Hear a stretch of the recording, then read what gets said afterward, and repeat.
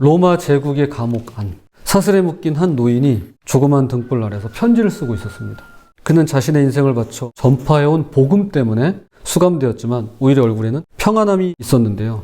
바울이라 불리는 이 노인은 에베소에 있는 교회에 편지를 쓰면서 놀라운 비밀을 풀어내고 있었습니다. 여기서 바울이 말하는 비밀이란 과연 뭘까요? 에베소서 3장 5절 6절 새 번역 성경입니다. 지나간 다른 세대에서는 하나님께서 그 비밀을 사람의 아들들에게 알려주지 않으셨는데 지금은 그분의 거룩한 사도들과 예언자들에게 성령으로 계시해 주셨습니다. 그 비밀이라는 것은 이방 사람들이 복음을 듣고서 그리스도 예수 안에서 함께 상속자가 되고 함께 한 몸이 되고 함께 약속을 받은 지체가 되는 것입니다. 그 비밀이란 이방인들이 복음을 듣고 예수 그리스도 안에서 하나가 되어서 함께 약속을 받는 관계가 되었다는 것입니다. 즉 유대인과 이방인이 한 몸을 이루는 새로운 공동체 교회가 탄생했다는 것이었습니다. 우리는 그게 뭐 비밀이야 할 수도 있어요. 저는 실제로 그랬습니다. 하지만 이건 그 당시로서는 정말로 충격적인 거예요. 이거는 나라가 망하는 것보다 더 충격적인 말입니다. 나라가 망한 적이 몇 번 있잖아요. 그러니까 그거는 그럴 수 있어 이렇게 할 수 있는데 유대인과 이방인이 하나다? 이건 있을 수 없는 일이에요. 근데 지금 그걸 이야기하는 거예요. 이게 비밀이라는 겁니다. 이것이 지금까지 비밀인 이유는 그들이 들으려 하지 않고 알려고 하지 않았기 때문입니다. 구약의 이스라엘은 하나님께 선택받은 민족이라는 선민 사상에 젖어 있었고 신약시대 예수님의 제자들 역시 그런 줄로만 알고 있었습니다. 하지만 예수님의 부활 승천 이후 성령님을 통해서 그 비밀이 드러나는데요. 이것이 바로 모든 민족과 인종을 포함하는 새로운 공동체 교회인 것입니다. 교회는 하나님의 비밀이에요. 과거 예루살렘 성전은 동심원 구조로 되어 있었습니다. 가장 안쪽에는 대제사장만이 그것도 1년에 한 번 딱 들어갈 수 있는 지성소가 있었습니다. 그 다음은 제사장들이 드나드는 제사장의 뜰이 있었습니다. 그리고 그 바깥에는 유대인 남자들만 들어갈 수 있는 유대인의 뜰이 있었습니다. 자, 그 바깥에는 유대인 여성들만 들어가는 여인들의 뜰이 있었습니다. 자, 동심원 구조로 돼 있어요. 그러니까 그 뜰을 넘어가면 안 돼요. 그리고 벽이 있었는데요. 이걸 우리는 성전이라고 부릅니다. 그런데 이 성전 사방 벽에 경고문이 새겨져 있었습니다. 이방인이 이 담을 넘어오면 그에게 임할 죽음의 책임은 자신에게 있다라고 말이죠. 실제로 이것은 박물관에 보관되어 있습니다. 그래서 이방인들은 예루살렘 성전 벽 바깥에 머물러야만 했습니다. 이 안으로 못 들어와요. 이걸 이방인의 뜰이라고 불렀습니다. 그러니까 물리적 공간이 민족, 성별, 종류적 분리를 그대로 반영하고 있는 것입니다. 사실 바울이 지금 로마 감옥에 갇혀 있는 이유도 바로 이 문제 때문이었습니다. 한 번은 예루살렘에 폭동에 가까운 사건이 일어난 적이 있었습니다. 일부 유대인들이 오해하기를 바울이 이방인들에게 복음을 전하고 워낙 가깝게 지내는 걸 아니까 바울이 예루살렘 성전에 있는 걸 본 거예요. 그러니까 이 바울이 이방인을 데리고 들어갔다라면서 소동을 일으킨 것이었습니다. 처음에는 오해로 시작되었을지 몰라도 나중엔 알고도 억측을 부린 것 같고요. 시간이 흐르면서 이참에 바울을 제거하려고 들었더랬습니다. 결국 이 사건으로 바울은 수감이 되었고 그때부터 수년간 여기저기 끌려다니면서 재판을 받고 배가 난파되는 상황에서까지 로마로 끌려가 감옥에 갇히게 됩니다. 그러나 예수님께서 십자가에서 죽으실 때 지성소와 성소를 나누는 휘장이 위에서 아래로 찢어지는 일이 생깁니다. 만약 사람이 했다면 아래에서 위로 찢어져야 되겠죠. 이렇게. 즉 이것은 하나님과 사람 사이의 장벽 또는 사람과 사람 사이의 모든 벽이 무너졌다는 상징적인 사건이었습니다. 그래서 바울이 말합니다. 자, 오늘 본문이에요. 에베소서 2장 14절입니다. 그는 우리의 화평이신지라 둘로 하나를 만드사 원수된 것 곧 중간에 막힌 담을 자기 육체로 하시고 예수 그리스도가 오셔서 하신 일이 이거라는 겁니다. 제사장과 유대인, 남자 유대인과 여자 유대인, 그리고 유대인과 이방인 사이에 차별이 있을 수 없다. 즉 계급, 성별, 인종에 상관없이 하나님은 온 인류의 하나님이시며 모든 단절된 관계를 다시 연결하시고 회복하신다라고 말이죠. 생각해 보세요. 여러분이 진짜 미워하는 사람이 있어요. 이럴 때 사람이라고 안 하죠. 보통 이렇게 얘기하죠. 인간이라고 얘기하죠. 진짜 미운 인간이 있어요. 근데 이렇게 얘기하는 거예요. 너 그 사람하고 하나야. 이걸 교회라고 말해. 이걸 위해서 예수님이 죽으셨어 라고 얘기하는 거예요. 이게 남의 얘기면은 그냥 뭐 그런가 보다 해요. 근데 내 얘기가 되면 이건 다른 문제가 돼요. 지금까지 우리는 하나님의 구원 드라마를 함께 여행했습니다. 1막 창조, 2막 타락, 3막 이스라엘의 이야기, 4막 예수님 이야기, 그리고 5막 지난주와 오늘 교회의 이야기입니다. 현재 저와 여러분은 이 오막을 살아가고 있는데요. 이스라엘의 이야기가 어떻게 교회의 이야기로 이어지는가? 세 가지로 함께 살펴보도록 하겠습니다. 첫 번째, 부름받은 백성, 보냄받은 증인입니다. 부름받은 백성, 보냄받은 증인입니다. 출애굽기 19장 5절, 6절입니다. 세계가 다 내게 속하였나니 너희가 내 말을 잘 듣고 내 언약을 지키면 너희는 모든 민족 중에서 내 소유가 되겠고 너희가 내게 대하여 제사장 나라가 되며 거룩한 백성이 되리라. 여기서 세 가지 표현 나옵니다. 내 소유, 제사장 나라, 그리고 거룩한 백성. 이것은 온 이스라엘의 정체성을 말해줍니다. 내 소유는 히브리어로 세굴라라고 하는데요. 이것은 왕의 개인적인 보물을 의미합니다. 그리고 거룩한 백성은 특별한 목적을 위해서 구별된 백성으로, 또한 제사장 나라는 이스라엘 민족 전체가 다른 민족들에게 하나님을 중재하는 역할을 하도록 부름받았다는 의미입니다. 그리고 이 정체성은 아브라함에게 주신 약속에서부터 출발했습니다. 창세기 12장 3절을 찾아보겠습니다. 너를 축복하는 자에게는 내가 복을 내리고 너를 저주하는 자에게는 내가 저주하리니 땅의 모든 족속이 너로 말미암아 복을 얻을 것이라 하신지라. 자세히 보시면 처음부터 하나님의 계획은 아브라함을 통해서 형성될 이스라엘이라고 하는 이 한 민족만을 위한 것이 아니었습니다. 자, 자세히 보세요. 뭐라고 되어 있습니까? 땅의 모든 족속이, 즉 이스라엘을 통해서 땅의 모든 민족, 온 인류를 향한 것이었음을 알게 됩니다. 그런데 이스라엘은 이 사명을 제대로 감당하지 못했습니다. 그리고 안 왔습니다. 그들은 반복해서 하나님을 떠나 우상을 섬겼으며 다른 민족에게 빛이 되기보다는 오히려 그들과 똑같이 되고자 했습니다. 그래서 왕이신 하나님을 버리고 대신에 인간 왕을 구하죠. 거룩한 백성, 즉 다른 백성이 아니라 세상과 같은 백성이 되고자 했습니다. 우리의 모습은 아닌가 한번 되돌아볼 필요가 있습니다. 우리를 거룩하게, 거룩이라는 게 다른 게 아니라 구별하신 거예요. 다르다는 거예요. 너 달라, 너 세상과 달라, 이렇게. 그런데 우린 자꾸 같아지려고 해요. 따라가려고 해요. 비슷해지려고 합니다. 한번 생각해 볼 필요가 있죠. 이제 하나님께서는 선지자들을 통해서 이스라엘의 본래 소명으로 돌아오기를 계속해서 촉구하십니다. 이사야 49장 6절입니다. 그가 이르시되 내가 또 너를 이방의 빛으로 삼아 나의 구원을 베풀어서 땅끝까지 이르게 하리라. 이미 이사야서에 나와요. 구약에 나옵니다. 이방의 빛이 되는 것, 이것이 바로 이스라엘의 본래 목적이었습니다. 적어놨어요. 알려주셨어요. 근데 알고 싶지도 않고 원하지도 않았어요. 그리고 마침내 하나님께서 아들을 보내셨습니다. 예수님은 참된 이스라엘로 오셔서 그동안 이스라엘이 하지 못했던 일을 완벽하게 이루어내셨습니다.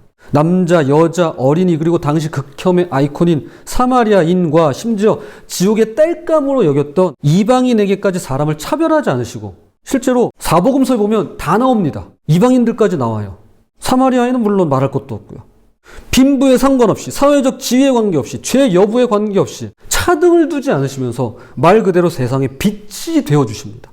그리고 십자가에 죽으시고 부활하신 후 예수님은 제자들에게 이제 새로운 사명을 주시는데요. 유대인에게만이 아니라 이방인을 포함한 온 인류, 모든 민족에게 복음을 전하고 제자를 삼아 세례를 주고 구원의 기쁜 소식을 알려 가르쳐 지키게 하라고 말씀하십니다. 마태복음 28장 19절 20절입니다. 그러므로 너희는 가서 모든 민족을 제자로 삼아 아버지와 아들과 성령의 이름으로 세례를 베풀고 내가 너희에게 분부한 모든 것을 가르쳐 지키게 하라. 볼지어다 내가 세상 끝날까지 너희와 항상 함께 있으리라 하시니라. 바로 여기서 놀라운 대전환이 일어나게 되는데요. 예수님의 수제자인 베드로가 초기 교회 성도들에게 이렇게 말하는 것입니다. 베드로전서 2장 9절입니다. 그러나 너희는 택하신 족속이요 왕같은 제사장들이요 거룩한 나라요 그의 소유가 된 백성이니 이는 너희를 어두운 데서 불러내어 그의 기이한 빛에 들어가게 하시니에 아름다운 덕을 선포하게 하려 하심이라. 놀랍게도 출애굽기 19장과 동일한 표현이죠. 베드로는 구약에서 이스라엘에게 주신 정체성을 이제 새롭게 출발하는 교회에 그대로 적용하고 있는 것입니다. 유대인뿐 아니라 온 인류가 택하신 족속이고 이스라엘 민족 너희들만 선민이 아니야. 온 인류가 택한 받은 족속이고 왕같은 제사장이며 거룩한 나라요 그분의 소유된 백성이라는 것입니다. 앞서 살펴본 출애굽기 19장 5절 6절의 언어와 완전히 일치하죠. 이것은 이스라엘 백성의 소명이 이제 교회로 이어졌다는 뜻입니다. 그러나 이스라엘이 실패한 자리에 교회가 대체된 것이 아니었습니다. 야, 그래, 니들 안 되겠다. 니들 일을 제대로 안 하네. 그래, 니들은 빼고 이제 교회로 대체할게. 이게 아니라 이스라엘에 대한 하나님의 계획이 폐기된 것이 아니라 마치 올리브 나뭇가지에 접붙임된 것처럼, 이거 로마서에 나오는데요. 접붙임된 것처럼 이방인들도 예수 그리스도라고 하는 나무에 접붙임되어서 함께 하나님의 자녀로 살아가도록 확장되었다는 것입니다. 여기 교회의 정체성이 있습니다. 교회란 단순히 같은 신앙을 가진 사람들의 모임이 아니라는 것입니다. 교회는 하나님께서 특별한 목적을 위해 부르신 백성이며 세상을 향해 하나님의 사랑을 전하도록 보내신 증인입니다. 즉 우리는 택한 족속, 그분의 소유처럼 부름받은 백성이며 동시에 왕같은 제사장과 거룩한 나라처럼 보냄받은 증인입니다. 자, 이어서 둘째로 교회의 역할인데요. 자, 세상 속에서 세상과 다르게입니다. 자, 세상 속에서 세상과 다르게입니다. 성경에는 예수님께서 잡히시기 직전 제자들을 위한 기도문이 나옵니다. 요한복음 17장 16절 17절입니다. 내가 세상에 속하지 아니함 같이 그들도 세상에 속하지 아니하였사옵나이다. 그들을 진리로 거룩하게 하옵소서. 아버지의 말씀은 진리니이다. 이 기도에서 교회의 특수성을 발견하게 됩니다. 교회는 세상 속에 있지만 세상에 속하지 않은 모임입니다. 이 긴장감이 교회의 본질입니다. 우리는 세상과 완전히 분리된 채 살도록 부름받지 않았습니다. 산속에 들어가서 세상과 단절된 채 살아가라는 것이 아닙니다. 그러나 동시에 세상과 똑같이 살아서도 안 된다는 것입니다. 이것은 마치 물고기와 같습니다. 물고기는 물속에서 살아야 됩니다. 그러나 물 안에 있는 물고기 속으로 물이 들어오면 죽고 맙니다. 즉 물고기는 물 안에 있어야 살 수 있지만 동시에 물과는 구별돼야 합니다.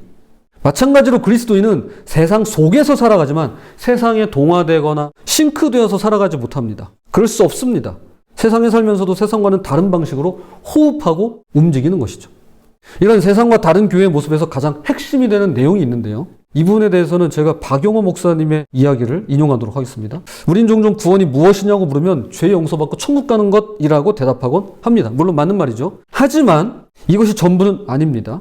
성경은 구원에 대해서 더 깊은 의미를 전하는데요. 바울은 로마서에서 구원을 체계적으로 설명합니다. 1장부터 4장까지는 믿음으로 의롭다 하심을 받는다라고 하는 구원의 원리를 설명하고요. 5장부터는 구원받은 자의 삶에 대해서 이야기합니다. 자, 로마서 5장 1절은 이렇게 시작됩니다. 그러므로 우리가 믿음으로 의롭다 하심을 받았으니 우리 주 예수 그리스도로 말미암아 하나님과 화평을 누리자. 여기서 핵심은 화평을 누리자입니다. 자, 믿음으로 구원 얻는 것에 대해서 이야기 다 하고 5장에 딱 시작하면서 어떻게 살아야 되는지, 믿음으로 사는 게 뭔지, 구원받은 삶이 뭔지를 설명하면서 첫 번째 하는 말이 화평을 누리는 것이라고 이야기합니다. 영어 성경에는 enjoy라고 되어 있어요. 즉 누리고 즐기는 겁니다. enjoy. 그러니까 바울이 구원의 목적을 뭐라고 말씀하는 건가요? 네, 하나님과 화평을 누리고 즐기는 것이라는 겁니다. 누리고 즐기는 게 구원이라는 거예요. 즉 구원을 다른 말로 하면 이런 겁니다. 사귐이라고 말하는 거예요. 구원은 사귐이에요. 구원은 사귀는 겁니다. 지금껏 아무런 사이도 아니었던 남녀가 사귀듯이 지금까지 아무런 관계가 없었던 하나님과 사귐을 맺는 것입니다. 한때는 원수 같았던 하나님과 화해를 이루고요. 그렇게 화해된 관계를 누리고 즐기는 사귐, 이것이 바로 구원의 핵심입니다. 나주를 멀리 떠났다 이제 옵니다. 우리가 부른 찬송가 331장의 고백처럼 우리 중에는 하나님과의 이 사귐이 누구보다도 절절하게 다가오시는 분이 계실 겁니다. 내가 정말 하나님을 떠났어요. 그랬던 분이 계신다면 이 찬양의 고백이야말로 정말 절절하게 다가올 것입니다. 이제 왔습니다. 그러므로 성경이 말하는 구원이란 단순히 지옥에서 벗어나는 것이 아닙니다. 더 본질적으로 하나님과의 관계 회복, 그리고 그 관계를 누리는 사귐이라고 할 수 있는 겁니다. 사귀는 거예요. 사귀는 거. 그래서 성경을 이렇게 얘기하죠. 연애 편지. 그분의 연애 편지. 사도 요한은 복음을 전하는 목적 역시 사귐이라고 말합니다. 요한일서 1장 3절입니다. 우리가 보고 들은 바를 너희에게도 전함은 너희로 우리와 사귐이 있게 하려 함이니 우리의 사귐은 아버지와 그의 아들 예수 그리스도와 더불어 누림이라. 우리가 열심히 복음을 전하는 이유는 결국 사람들을 우리의 사귐으로 초청하기 위한 것이고, 이 사귐은 궁극적으로 삼위일체 하나님과의 사귐이라는 것입니다. 이걸 구원이라고 말하는 거예요. 우리가 서로 사귀는 거, 하나님과 사귐을 갖는 거, 이게 구원이에요. 사귐을 갖도록 초대하는 거, 구원을 초대하는 거예요. 그러나 그리스도인들은 구원, 즉 하나님과 사귐을 갖고 화해를 이루었지만 세상에서는 아직 하나님과 화해되지 않은, 사귐을 갖지 못한 수많은 사람들과 수많은 영역들, 분야들이 있습니다. 이때 택한 족속이요 왕같은 제사장이요 거룩한 나라요 그분의 소유된 교회로 부름을 받은 우리의 사명은, 그리스도인의 사명은 이 화해를 확장해 가는 건데요. 이것을 가리켜 한 단어로 이렇게 말합니다. 선교. 이게 선교예요. 선교는 사귐을 확장해 가는 거예요. 화해를 이룰 수 있도록 누구랑? 그분과. 그러므로 선교란 우리가 먼저 하나님과의 사귐을 깊이 경험하고 그 다음 사귐의 경험을 가족, 이웃, 세상과 사회 그리고 자연과 천지 만물로 확장해 가는 것입니다. 바울은 이것을 화목하게 하는 직분이라고 불렀는데요. 우리는 하나님과 화해된 사람들로서 이제 세상에 그 화해를 전하는 사명을 담당하는 것입니다. 대천덕 신부님이 살아계실 때 예수와 2번 간 적이 있었는데요. 그때 교회에 대해서 이런 말을 하신 적이 있습니다. 교회는 가르칠 교가 아니라 교회할 때 가르칠 교, 모일 회를 써요. 교회. 그런데 대천덕 신부님은 가르칠 교가 아니라 사귈 교자를 써야 됩니다. 라고 말한 적이 있습니다. 즉 교회는 단순히 가르치고 배우는 장소가 아니라 물론 이것도 필요하죠. 그러나 더 궁극적으로 하나님과 서로 깊이 사귐을 갖는 공동체라는 것입니다. 이것이 바로 교회가 세상과 다른 모습이며 세상 속에서 세상과 다른 방식으로 살아가는 본질입니다. 자, 이제 셋째로 교회의 범위인데요. 일상의 자리 거룩한 무대입니다. 일상의 자리 거룩한 무대입니다. 사도행전 1장 8절을 찾아보겠습니다. 오직 성령이 너희에게 임하시면 너희가 권능을 받고 예루살렘과 온 유대와 사마리아와 땅끝까지 이르러 내 증인이 되리라 하시니라. 예수님은 너희가 증인, 내 증인이 되리라고 말씀하십니다. 즉 우리가 그리스도인이라면 모두 다 증인이라는 것입니다. 또한 이 증인됨의 범위가 나오는데요. 예루살렘, 온 유대, 사마리아와 땅끝까지라고 하는 지리적 공간만이 아니라 삶의 모든 영역을 포함한다고 할 수 있을 것입니다. 그러므로 이 증인됨의 대상은 단지 사람에게만 국한되지 않습니다.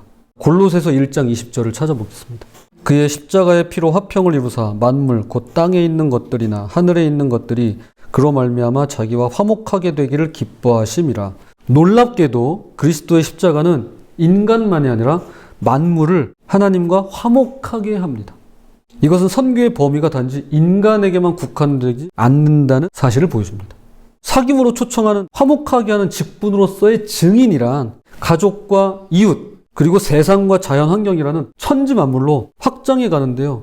하나님이 창조하신 모든 것, 동물, 식물, 생태계, 환경, 심지어 사회 구조와 문화에 이르기까지 모든 것이 그리스도 안에서 회복되어야 할 대상이라고 말씀하는 것입니다. 그러므로 강대상에서 성경만 이야기한다는 것은 절반은 맞고 절반은 틀린 말이 될 것입니다.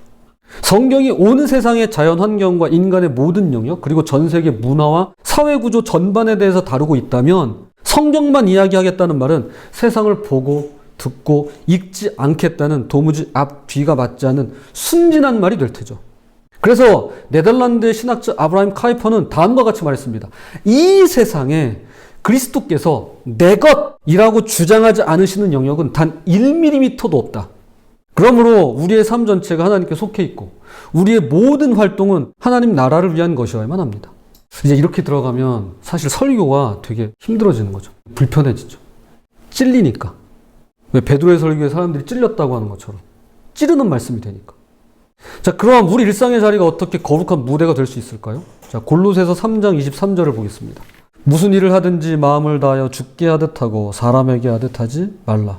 무엇보다 동기와 태도의 중요성을 강조합니다. 우리가 일상에서 하는 모든 일이 주님을 향한 예배가 될 수 있다라는 것입니다. 우리가 하는 일이 얼마나 세속적으로 보이든 그것이 얼마나 평범해 보이든 우리 마음의 동기와 태도가 주님을 향해 있다면 하나님의 나라를 위한 거룩한 무대가 되는 것입니다. 내 안에서 하나님이 춤추신다고 생각해 보세요. 나라고 하는 무대를 통해서 하나님께서 빛나신다고 생각해 보세요. 얼마나 멋있어요. 이런 관점에서 보면 우리의 일상 하나하나가 하나님 나라를 이루어가는 재료가 됩니다. 직장에서 맡은 업무를 성실히 수행하는 것, 가정에서 가족을 사랑으로 돌보는 일, 이웃과 좋은 관계를 유지하는 것, 학교에서 여러분에게 맡겨진 학업을 또 성실히 수행해가는 것 등 이 모든 것이 하나님의 통치가 이 땅에 실현되는 방식이 됩니다. 예수님의 겨자씨 비유에서 천국은 마치 밭에 심은 겨자씨 한 알과도 같다고 이야기합니다. 이것이 자라 나무가 되고 공중의 새들이 와서 그 가지에 이렇게 깃든다고 이야기합니다. 즉 우리 일상의 작은 행동들이 모이고 쌓여서 세상을 변화시키는 하나님 나라의 큰 나무가 되더라는 것입니다. 빌립보서 2장 15절을 찾아보겠습니다. 이는 너희가 흠이 없고 순전하여 어그러지고 거스르는 세대 가운데서 하나님의 흠없는 자녀로 세상에서 그들 가운데 빛들로 나타내며. 사도 바울은 저와 여러분이 이스라엘의 뒤를 이어 그리고 예수 그리스도의 뒤를 따라 어두운 세상에서 빛으로 부름받았다고 말합니다. 그 빛은 화려한 무대에서만 비추는 스포트라이트가 아니라 그게 아니라 가정, 직장, 학교, 사회, 그곳이 어디가 됐든 삶의 구석구석을 밝히는 작은 촛불들이라는 것입니다. 큰 빛은 안 될 수 있겠지만 작은 촛불은 될 수 있는 것이죠. 우리 각자의 일상이 거룩한 무대가 되어서 하나님 나라의 가치를 실천하고 그리스도의 사랑을 보여주며 화해와 회복을 감당하시는 우리 모두가 되었으면 좋겠습니다. 자, 이제 말씀의 결론을 맺겠습니다. 교회란 곧 저와 여러분을 가리킵니다. 여러분 각자가 하나님의 영, 성령님을 모시고 있는 성전, 교회입니다. 그리고 더 나아가 교회란 하나님께서 부르신 백성들이 함께 모여 말씀을 배우고 그것을 일상에서 적용하고 다시 모여서 말씀에 비춰보고 사귐을 가지며 사귐을 확정해가면서 하나님의 나라를 이루어가는 공동체, 즉 저와 여러분의 모임이 바로 교회입니다. 자, 이걸 교회라고 하는 거예요. 건물은 예배당이죠. 우리가 교회입니다. 그래서 오늘 본문 에베소서 2장 21절과 22절에는 이렇게 말해요. 서로 연결하여 함께 지어져 가느니라. 나도 교회지만 우리가 함께 있을 때도 서로 연결해서 함께 지어져 가는 교회라는 거예요. 하지만 여기서 중요한 질문이 생깁니다. 나는 교회라는 정체성을 단지 알고 있는가? 아니면 그것이 내 삶에 배어 있는가? 라는 것이에요. 나는 그냥 알고 있는 건가? 아니면 이것이 내 삶에서 배어서 나오는 것인가? 톨스토이의 새 수도사라는 단편은 이 진리를 잘 보여줍니다. 어느 날 러시아의 외딴섬에 사는 3명의 수도사에게 주교가 방문을 합니다. 그런데 보니까 주기도문조차 모르는 거예요, 이 수도사들이. 그래서 이 주교가 정성껏 주기도문을 가르쳐주고 만족해하면서 섬을 떠납니다. 그런데 한참 배를 타고 이제 가고 있는데 글쎄 이 새 수도사가 바다 위를 걸어오는 것입니다. 그리고는 배에 올라서 이렇게 말하는 것이었습니다. 주교님 죄송합니다. 저희가 그새 주기도문을 잊어버리고 말았습니다. 주기도문을 다시 가르쳐 주십시오. 눈이 휘둥그레진 주교가 이렇게 말했습니다. 하나님의 거룩한 수도사들이시여, 여러분의 기도는 이미 하나님께 닿았습니다. 당신들을 가르칠 사람은 제가 아닙니다. 오히려 죄 많은 저희를 위해서 기도해 주십시오. 이 이야기는 진정한 신앙이 무엇인지를 잘 보여줍니다. 새 수도사는 주기도문이라는 지식은 없었지만 기도의 본질은 이미 몸에 배어 있었던 것입니다. 타일러라고 하는 미국인 아시는 분들 계실 겁니다.